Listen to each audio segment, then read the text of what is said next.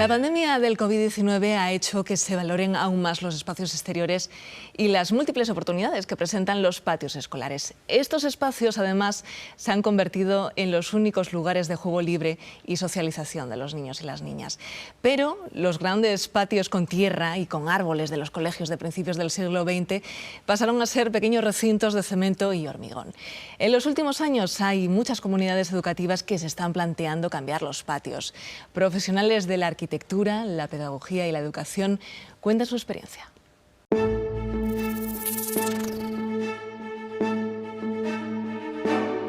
En el debate sobre la educación y sus circunstancias, uno de los aspectos a los que no se le presta suficiente atención es el de los espacios educativos. Y entre ellos, el que parece preocupar menos es el de los patios escolares. Sin embargo, su relevancia en la vida de los alumnos y la importancia de poner en valor todo lo que allí sucede está haciendo que surjan muchas iniciativas que proponen cambiar la mirada sobre este espacio y así transformar los patios escolares. Los patios escolares en España han estado mucho tiempo sin ser foco de atención de nada, es decir, han estado pues a su suerte. Y bueno, pues no se ha intervenido sobre ellos. Entonces, al final, como no ha pasado nada, pues las cosas han ido degenerando y se han convertido en un espacio en el que la gente pues no hay una intervención, digamos, mayoritariamente educativa sobre ese espacio. Ciro López, educador, formador y artista multidisciplinar, ha publicado Esencia, un libro fruto de su recorrido por el mundo en busca de buenas prácticas de diseños de espacios educativos, incluidos los patios escolares. Yo creo que en la educación hemos vivido etapas muy diferentes donde las escuelas que hemos heredado son fruto de la época industrial, donde se hicieron principios de siglo, finales del XIX, grandes patios con superficies para los deportes, incluso con jardines, bosques. Bueno, todo eso lo hemos perdido en una etapa donde se entendió que había que asfaltar, hacer lisa toda la superficie y hemos, sin darnos cuenta, eliminado la superficie de arena, eliminado los jardines, las huertas. ¿Qué ha sucedido? Pues que de repente, sin darnos cuenta, hemos llegado a patios más cerca de una cárcel que de una escuela. Y resulta que el patio es la mejor aula, porque gran parte de los adultos, el problema no es de si sabemos o no hacer una integral a nuestros 40 años. No, es que tenemos problemas de autoestima, tenemos problemas de socialización, de relación, y esas competencias, ese aprendizaje, ¿dónde acontece? En el patio.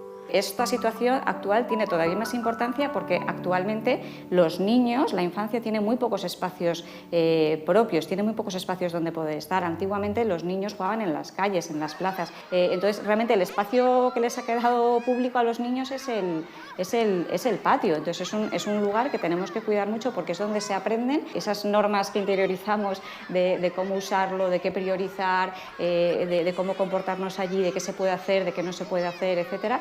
Esas normas las van interiorizando en esos espacios informales que, sobre todo en los colegios, son los patios. Cuando hablo de patio, hablo de danza, hablo de cantar, un espacio para poder cantar, ensayar, musicales, etc.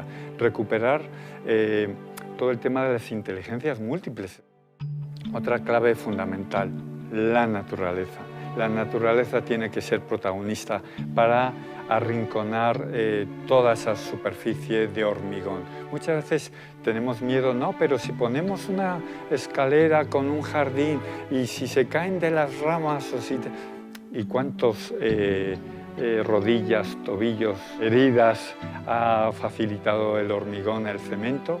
Qué curioso que nadie haya puesto una demanda al hormigón. Y sin embargo, cuando ponemos un barco pirata hecho con material reciclado, cuando ponemos piedras y rocas junto con un arbusto, parece que eso ya es la hecatombe, ¿no? El estudio Pez Arquitectos participó en un proyecto realizado por el Ayuntamiento de Madrid sobre los patios escolares. Además, han intervenido en muchos centros educativos. La escasa presencia de elementos naturales en los patios es una de las muchas conclusiones. El proyecto Amicos quería sensibilizar sobre la parte cualitativa y cuantitativa de los patios, pero sobre todo tener ese mapa de qué dimensiones tenían y luego qué necesitaban esos patios. Una de las cosas fundamentales que vimos es que la mayoría no tenía vegetación, no tenía elementos de juego, no tenía mobiliario. La naturaleza tiene colores, tiene texturas. Con los elementos naturales no hace falta llenarlo todo de colorines tipo parchís, rojo, amarillo, verde, azul. No, porque la naturaleza también da colores y da sombra y da texturas y da muchísimas oportunidades de juego porque está viva. También tiene que haber cosas construidas, porque también si te encuentras un terreno es bonito que tenga su propia topografía, ¿no? Y crear topografías lúdicas para que el niño y la niña pues encuentren su lugar, ¿no? El suelo, ¿no? Ya que estamos un poco en el espacio, el suelo puede tener volumen, ¿no? Pero también da volumen una montaña de tierra, también da volumen un árbol. Yo sueño con un patio donde cada niño y cada niña encuentren su lugar para jugar, para socializar, para encontrarse con los otros. Pero ya no cada niño, cada niña, cada profesor, profesora, madre y padre. O sea, es el espacio donde nos encontramos todos. Entonces es un espacio que tiene que ser agradable, que tiene que el que quiere estar tranquilo, que encuentre su refugio, su cobijo. El que quiera jugar activamente, que tenga una pista donde jugar al fútbol, al baloncesto, a lo que quiera. Yo también sueño con que ese currículo escolar salga fuera, salga al patio. Una de las características de este trabajo de transformación de los patios es que tiene que hacerse escuchando a toda la comunidad educativa, profesores, familias y alumnos. No tiene sentido dejar a nadie atrás en este cambio sustancial en la vida escolar. Uno de los ejemplos recientes más interesantes de transformación del patio escolar lo encontramos en el Colegio Santo Samper de Almudévar, Huesca. Después de un largo proceso de reflexión y de sueños compartidos, la comunidad educativa se puso manos a la obra y transformó por completo el patio de su escuela, hasta convertirlo en algo muy distinto a lo que había.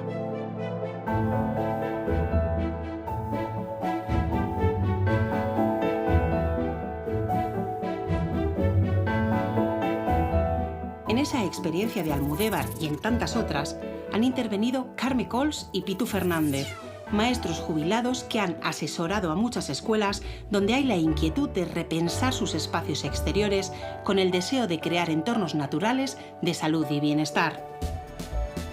Ambos también participan de la asociación Patios Habitables, en la que profesionales de distintos ámbitos trabajan para repensar estos espacios como oportunidades y también para dar respuestas a las inquietudes de comunidades educativas.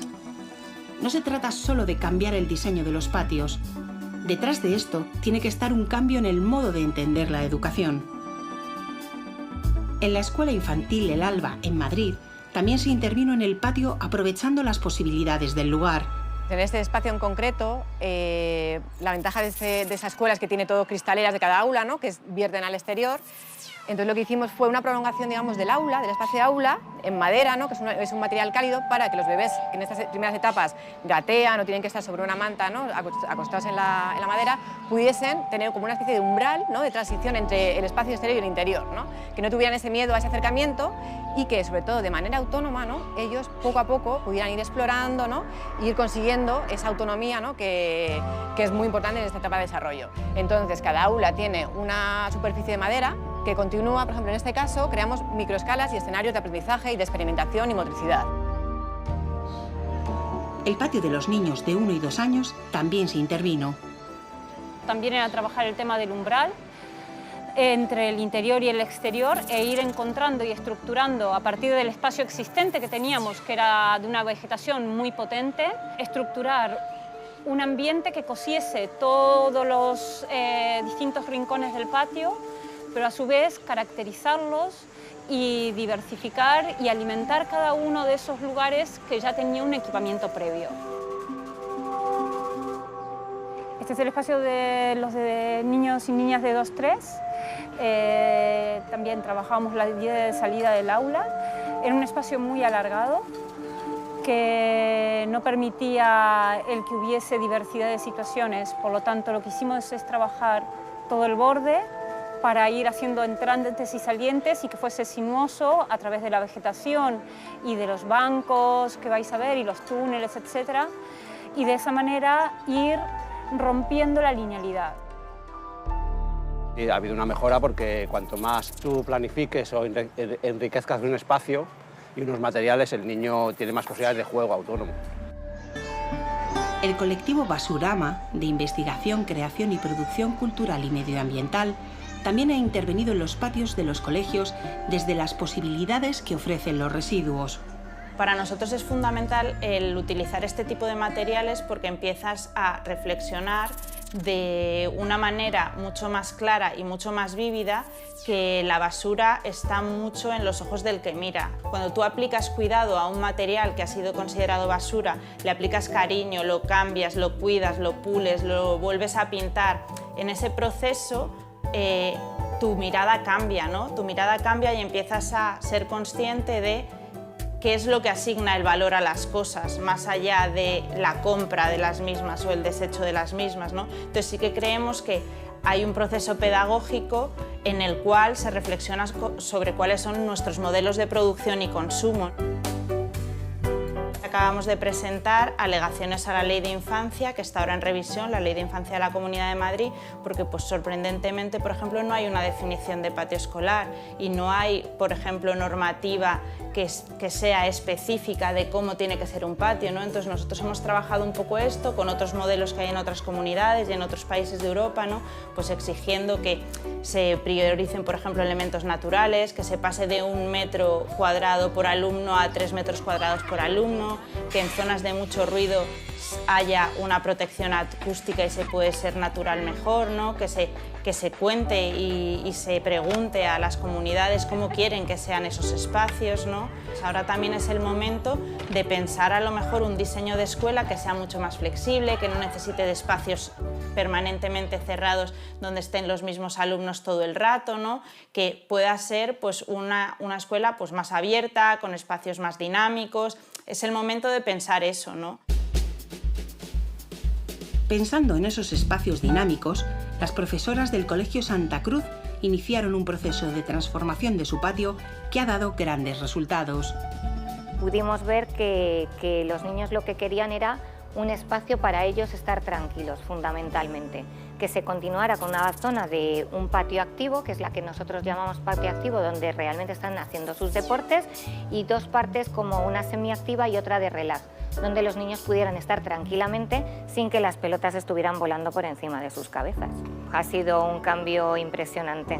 Se ha mejorado la convivencia dentro de los patios una barbaridad, porque al final de cuentas cada niño tiene su espacio y al final esto nos ha ayudado a que los conflictos que había que estar solucionando muchísimos dentro de los patios, bueno, se han eliminado prácticamente al 100%. Nosotros hemos jugado para hacer matemáticas, para hacer lengua, para hacer sociales, para hacer naturales, es decir, hemos estado trabajando en todas las áreas, no solamente para una educación física o el patio o el recreo como tal, ¿no?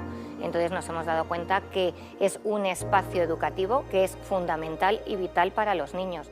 Si no se interviene, también estás tomando una decisión, que es la decisión de no hacer nada, ¿vale? Por lo tanto, lo que sucede es que aquello sigue como la ley del más fuerte, ¿no? Entonces, quienes ocupan todo el espacio o la mayoría del espacio, pues son pues seguramente los más mayores, los más fuertes, ¿vale? Y los niños están aprendiendo ahí algo también, ¿no? Es decir, yo tengo que ceder este espacio a gente que pues, es más fuerte o lo que sea, o es más mayor o lo que sea, ¿no? Entonces, realmente eso son normas implícitas que hay en los patios. Si nosotros, en lugar de poner una única actividad o una actividad mayoritaria, ponemos una diversidad de posibilidades, estas dinámicas se empiezan a romper. Es vital rediseñar de forma inteligente, muchas veces con muy bajo presupuesto, no hace falta grandes inversiones para que ese patio, aula, espacio de aprendizaje sea rico en estímulos, en diversidad, en juego y en el encuentro con los otros.